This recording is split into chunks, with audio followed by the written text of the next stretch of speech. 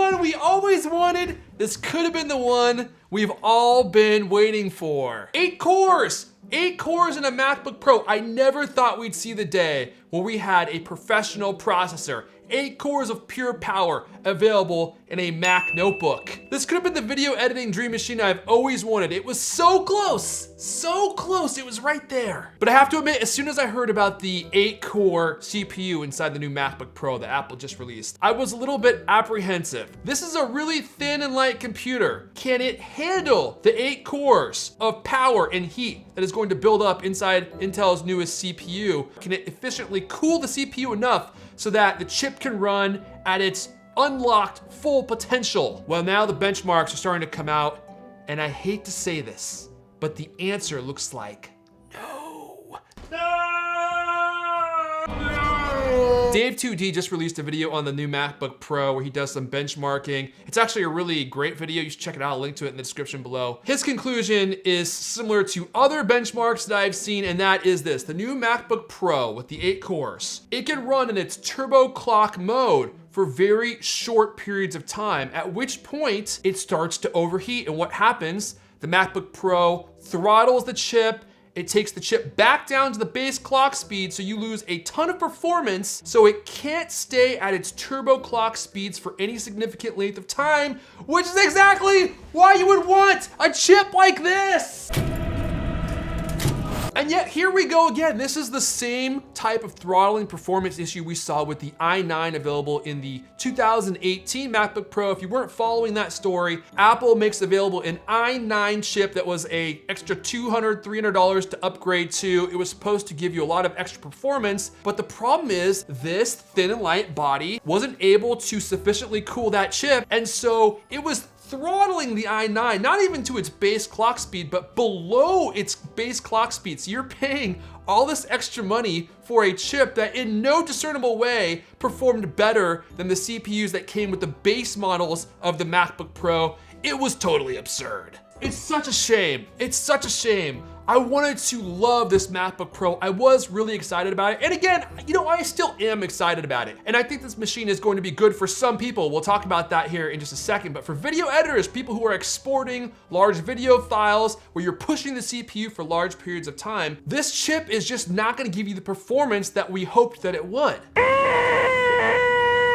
And at this point, I'm starting to think that Apple is thinning the MacBook Pro to death. I love thin and light laptops, I really do, but Apple seems to be making too many sacrifices in order to give us laptops that are continually thinner and lighter. At this point, wouldn't you rather have a laptop that was just a little bit thicker, but gave you the full performance of your CPU, so you could use it at its turbo clock speeds indefinitely, no matter what you were doing over long periods of time? Also, you have to remember the reason that the butterfly keyboard is included in these MacBook Pros and the MacBook Airs is because the keyboard is so thin. Apple had to re-engineer an entire keyboard so it would take up less space within the MacBook Pro, and look where we're at with that. So who is this machine for? Look, I think a lot of people are really gonna love this machine. If you're doing things that require short bursts of processing, maybe you are a designer, you use Photoshop a lot, this machine is probably also gonna be really good for developers, people who are using it for light workloads, and every once in a while you're like, I'm gonna make it do a little jog here. But if you're doing a lot of heavy lifting like me,